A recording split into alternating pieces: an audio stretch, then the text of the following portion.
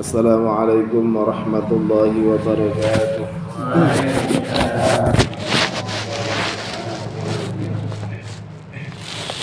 Bismillahirrahmanirrahim. Alhamdulillahirabbil alamin. Wa bihi nasta'inu ala umurid dunya waddin. Wassalatu wassalamu ala asyrafil anbiya'i wal mursalin. Sayyidina wa maulana Muhammadin wa ala alihi wa ashabihi wa dzurriyyatihi ajma'in. Wala rabbi syrah li sadri wa yassir li amri wahlul 'uqdatam min lisani yafqahu qawli. Subhanaka la ilma lana illa ma 'allamtana innaka antal alimul hakim. Rabbana atina min ladunka rahmah wa hayyi' lana min amrina rasyada. La hawla wa la quwwata illa billahil 'aliyyil 'azim. Amma ba'du. Hadratul muhtaramin, para alim, para kiai, para ustadz, para ibu nyai, serta sedaya bapak-bapak, ibu-ibu, jamaah musalla Bustanul Ulum rahimana wa rahimakumullah. Syukur alhamdulillah, pada malam hari ini kita semua masih ditakdirkan oleh Allah Ta'ala atas tiang ingkang sae, sehingga kita semua masih saged istiqomah mengikuti pengajian rutin tiap Rabu malam Kamis di Musala Bustanul Ulum ini dalam keadaan sehat walafiat. Mudah-mudahan niki saged dados amal saleh kita yang bisa menjadi tambahan catatan amal baik kita nanti di akhirat. Sallallahu wasallamuhu, marilah kita haturkan kepada junjungan kita Nabi besar Muhammad sallallahu alaihi wasallam.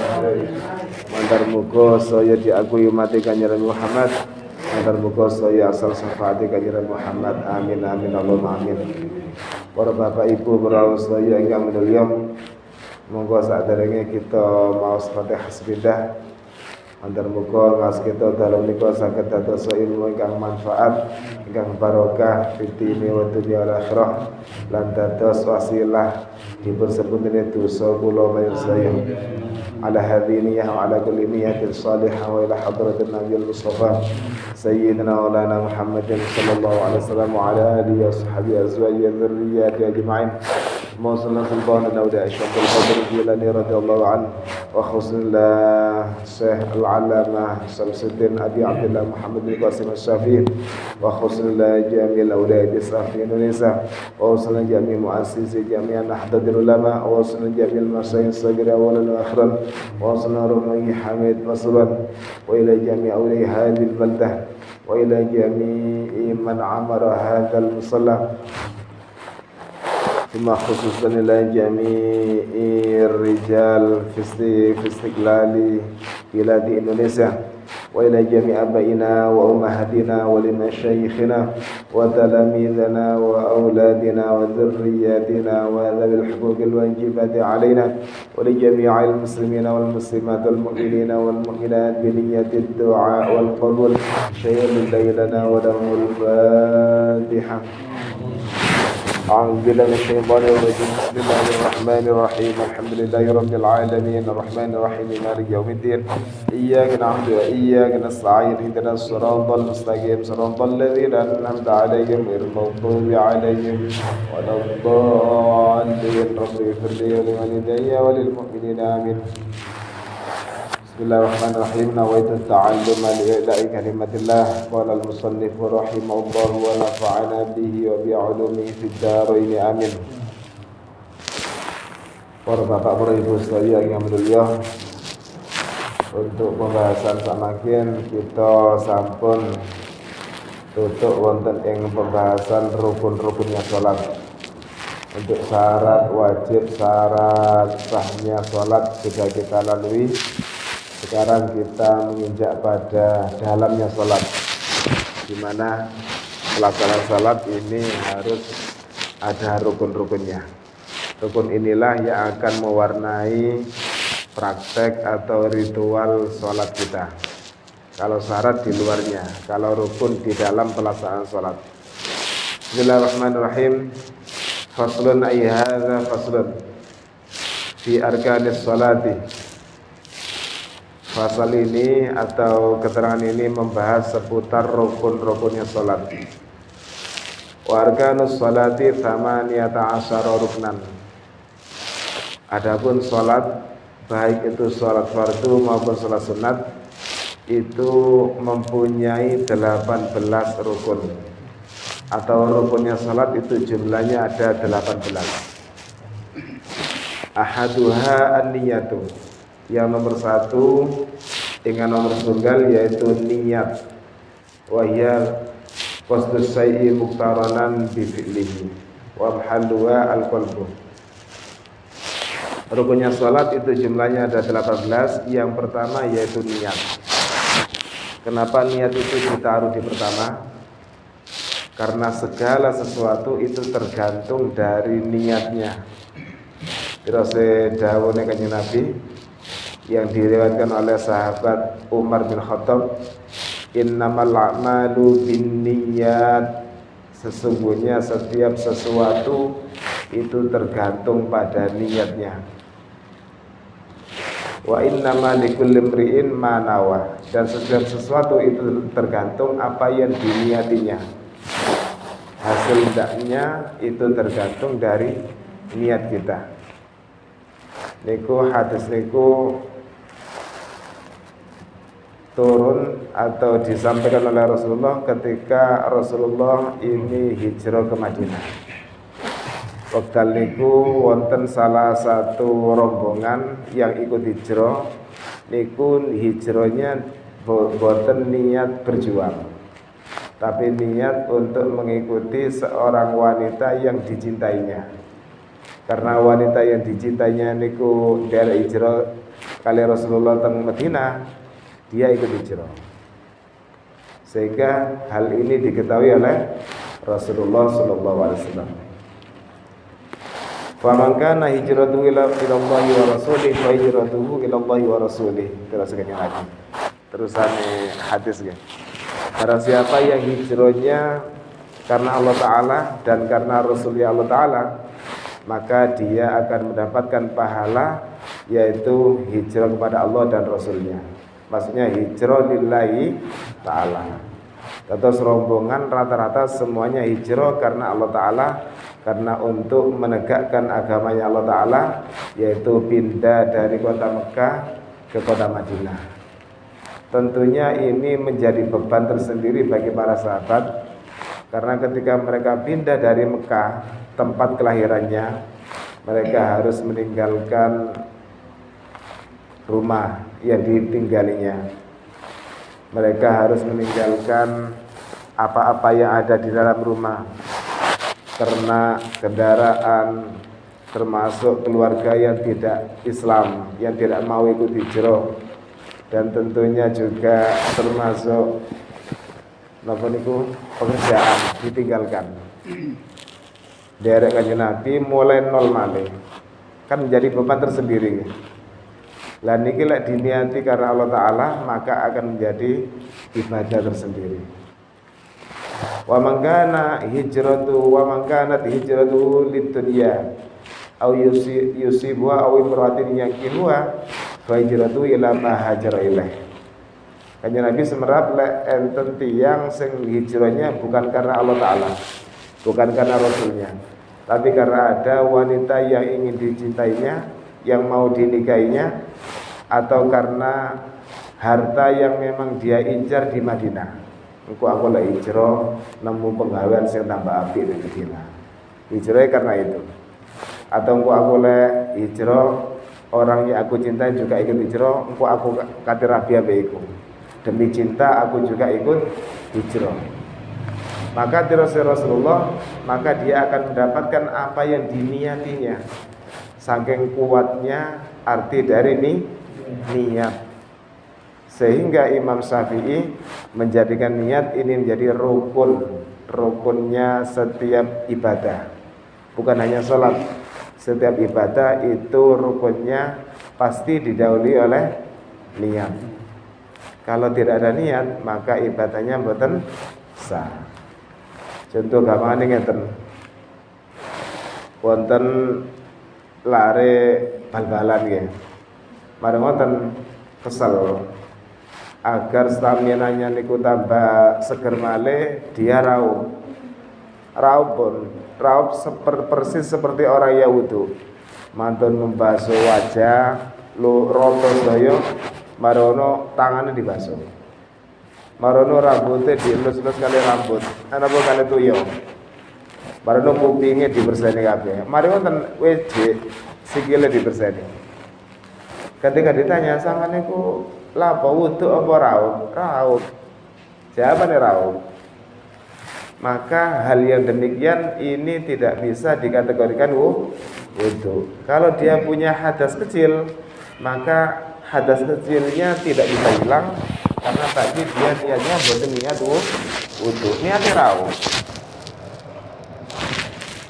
Contoh malih tiang sholat. Ada orang olahraganya persis sholat. Wonten ngangkat tangane, wonten ngadeke, wonten ruku, iktidal, persis semuanya. Tapi dia tidak niat untuk sholat, tapi niatnya olahraga. Maka yang terjadi adalah olahraga, boten masuk kategori sholat. Saking pentingnya niat. Makanya Imam Syafi'i niki ijtihadnya menjadikan niat ini rukunnya ibadah di nomor 9. Boten di tengah-tengah. Ketika memulai ibadah maka harus dilandasi dengan niat. Niat niku ya napa prakteke wa ya qasdus syai'i muqtaranan bi fi'lihi wa mahalluha al-qalbu. Sengaja pada sesuatu. Lek dicontohaken teng salat, sengaja dia itu untuk salat. Tapi sengajanya tadi itu bersamaan dengan pekerjaannya salat. Pekerjaan permulaannya salat. Kita tahu salat itu dimulai dengan takbir. Berarti niatnya ditaruh di dalam takbir. Wa mahalluha al-qalbu, tempatnya ada di hati. Lek dipun perhatiaken niki evaluasi nggih, karena tiap hari kita ini sudah salat, tapi pengawasan niki tujuannya evaluasi. Menawi wonten sing kirang napa pas, mangke saged dipasaken, lek enten sing kirang paham saged dipun rembug-rembug. Terus tiyang salat niku sakderenge takbir niki mana atau hati kita fokuskan untuk sholat, pun fokus untuk yang lainnya, mangke saged lambiar. Dan ini permualannya orang untuk tujuan khusyuk. Terus kita ini fokus, kita ini mau sholat apa? Jangan-jangan kita ini takbir sholatnya zuhur tapi di hati niatnya asar atau isya, gelambiar. Maka kita fokuskan.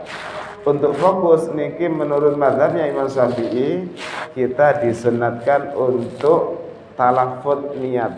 Talafut niat niku melafalkan niat sebelum niat itu dilaksanakan. Berarti saat dengan takbir, karena niat itu bersamaan kali takbir. Diwaos, kalau niat di hati tempatnya. Kalau melafalkan niat sebelum pelaksanaan takbir niku diwaos. Misalnya zuhur, usolli fardhu dhuhri. Muto di hati jenengan perkuat hati ini. Kula niat salat fardhu zuhur. Niat niku yang dibutuhkan nggih. Usolli fardhu dhuhri lek zuhur. Usolli berarti sengaja untuk salat. Fardhu salatnya fardhu apa sunat? Maka harus disebut. Kalau memang sholatnya fardu disebut fardu, kalau sunat ya sunat. Karena zuhur niku wonten kali, ada yang sholat fardu zuhur, ada yang rawatib, sholat sunat rawatib. Qobliyah zuhur wonten, ba'diyah zuhur wonten. Kalau kita niatnya sholat usolli zuhra, kula niat sholat zuhur. Salat zuhur ini saged kali, napa salat sunat qobliyah zuhur, napa salat fardu zuhur, napa salat ba'diyah zuhur. Makanya harus diungkapkan fardunya. Usolli fardhu zuhri, nama salatnya. Kalau subuh usolli fardhu subahi. Jadi gini kita, ketika kita sholat sendirian, usolli fardhu zuhri, perkara ditambahi mustaqbilal kiblati adaan, terus lillahi ta'ala niku sunat.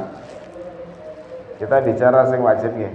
Niat sing wajib niku usolli fardhu zuhri. Walaupun ndak lillahi ta'ala mboten masalah. Walaupun mboten enten mustaqbilal kiblati mboten masalah. Walaupun ndak ada adaan mboten masalah. Yang penting tiga ini harus ada. Usolli fardhu zuhri ila zuhur. Tinggal mengganti nama salatnya. Terus panjenengan menawi berjamaah niki diperinci malih. Jenengan dados imam napa makmum? Menawi jenengan dados imam ditambahi imaman. Lek jenengan mboten niat imaman tapi dadi imam, maka jenengan masuk kategori salat qiyambaan.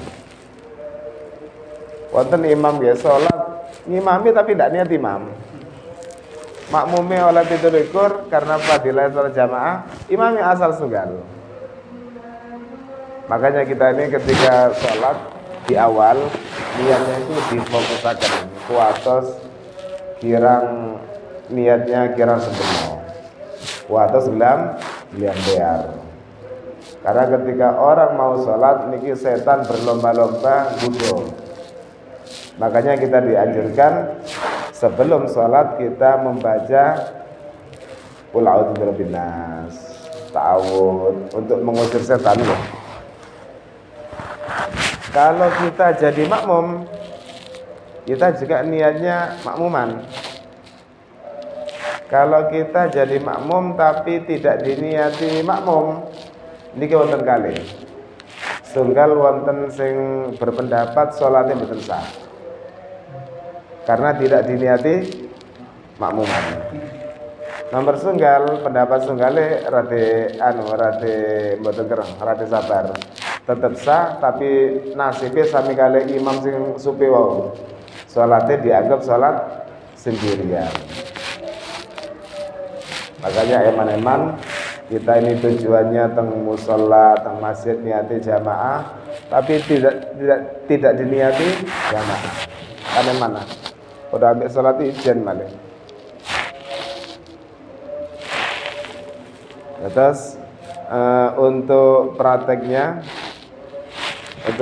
sebelum takbir ya kita melafalkan niat. Kalau melafalkan berarti pakai suara, pakai mulut ya. Usolli fardhu zuhri makmuman, Allahu akbar. Ketika Allah di antara lafaz Allahu akbar niku jenengan sing melafalkan usolli fardhu zuhri makmuman tadi itu niku hadiraken. Itulah niat. Kalau balane malih nggih. Saderenge takbir jenengan pun melafalkan niat usolli fardhu zuhri makmuman lillahi ta'ala.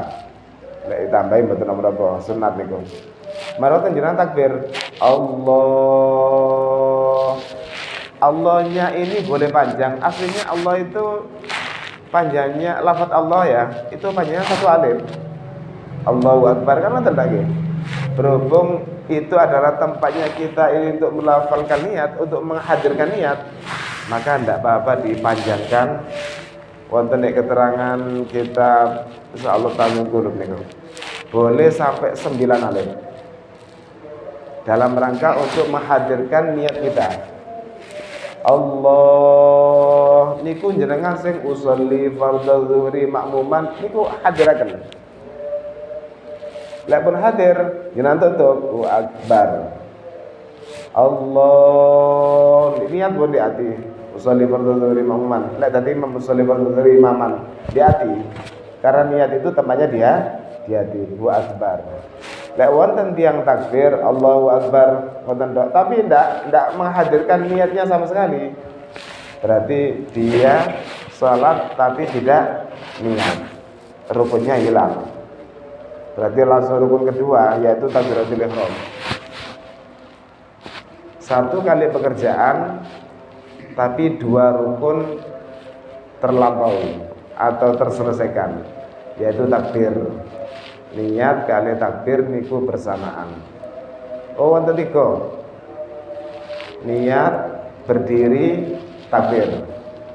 Itu satu kali pekerjaan, tapi 3 rukun terlalui.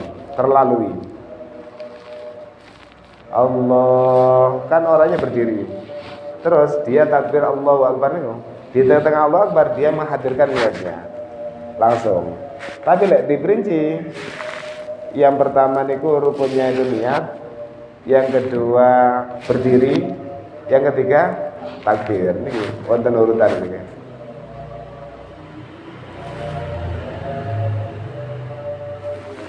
Terus untuk gerakannya niku hukumnya sunat. Yang menjadi fardu yaitu takbiratul ihramnya. Berarti berupa bacaan. Istilahnya rukun qauli, rukun yang bangsa bacaan. Allahu Akbar. Terus yang sholat ini kedah medal suaranya Allahu Akbar. Betul asal tiang sholat mingkem tok, tangan itu gerak, tapi mingkem. Tidak ada suara Allahu Akbarnya. Betul cukup. Lek diperhatikan cara sempurna, saya nggih. Kalau praktekkan nggih. Karena sholat niku kedah praktek. Ibu-ibu saged ningali ya. Bu, saged ningali ibu-ibu. Ukuran tangan yang dibuat untuk takbir. Oke, ngeten ya. Ngadeg jejeg. Terus Allah, ketika Allah niki tangan niki tangan mulai ke atas. Terus ukurannya di kuping. Terus niki mboten asal terlalu jekeng ngeten. Tapi rada ngeten. Napa tujuannya? Niki ngadeg teng tempat sujud. Teng kiblat. Kiblatnya kan tempat sujud niku. Lah ngoten. Mboten jekeng ngeten. Lah ngoten. Allah. Boleh digi ngadap ya. Allah. Niki niate pun jenengan toto pun. Lek pun mantun niat, Allahu Akbar. Allahu Akbar ku ndek dukur niki sing asli. Tapi lek mboten saged Allahu Akbar ngeten mboten napa-napa. Lek sing utama Allahu Akbar, Allahu Akbar ku wonten mriki tangan niku. Tapi lek mboten saged kula nggih mboten saged kan. Allahu Akbar tetep mriki. Lek pun ditutup Allahu Akbar, berarti niate mantun. Lek pun ngeten niki, lek pun ditutup kali takbir akbar, jenengan mboten asal batalaken salat. Karena sudah masuk ke ruangnya salat, istilahnya ruangnya salat. Kecuali jenengan mamang, aku mang niate salat apa ya? Bingung. Saya khusyuk mungkin nggih. Salat apa ya? Lek mamang dibatalaken. Lek mboten enten alasan apa-apa jenengan mau batalaken salat niku bisa. Atau ngeten. Jenengan gak ada rencana menan. Pokoke aku saiki ngepe mbokaan. Mendung tapi ya. Engko lek udan, aku ate salat, engko lek udan tak batalno. Pun salat jenengan masih salat langsung batal. Walaupun mboten udan. Dadi mboten asal menggantungkan sesuatu, pokok golek udan, aku tak batal salate. Langsung batal salate. Mboten usah mboten usah salat, Bos. Cara yang apa? Diperbarui niatnya. Udan ndak udan aku tetap salat. Ndak ngurus wis. Lek pengin tenang, jenengan tasien. Biar tenang. Karena untuk menjalankan sesuatu yang khusyuk itu sangat dianjurkan. Contohnya, jenengan badhe dahar nggih. Salat sik kah? Niku mboten asal. Kecuali waktunya sudah mepet. Kalau disuruh milih salat dhisik apa daharian. Biar tidak kepikiran. Lek salat riyen engko dientekno anakku barang alur ya pikiran. Tingawon orek wonten barang. Terus untuk menuju khusyuk niku kedah sesuatu yang menjadi pikiran diselesaikan dulu. kersane salate mangke saged khusyuk. Ya napa takbire saged apa? Takbire nggih. Anu napa tangan niku wonten kuping niki lho. Ngeten. Allahu Akbar. Allahu Akbar. Terus niki nyekele tangan niki. Nyekele tangan niki wonten de dada sebelah kiri. Niki. Ngeten, Bu. Mboten nek tengah. Karena tempatnya hati itu ada di dada sebelah kiri. Kita napa genjeli hati biar hati ini khusyuk cuma fokus teng Allah Ta'ala. Terus posisi tangan kiri di bawah, tangan kanan di atas. Terus posisi jari-jari yang dua ada di tengah. Dua di tengah. Terus yang satu jempol niki naleni, yang dua naleni. Ngeten. Ngeten, Bu. Sing kali niki wonten pergelangan. Yang jempol niki naleni, terus yang dua terakhir naleni. Ngeten.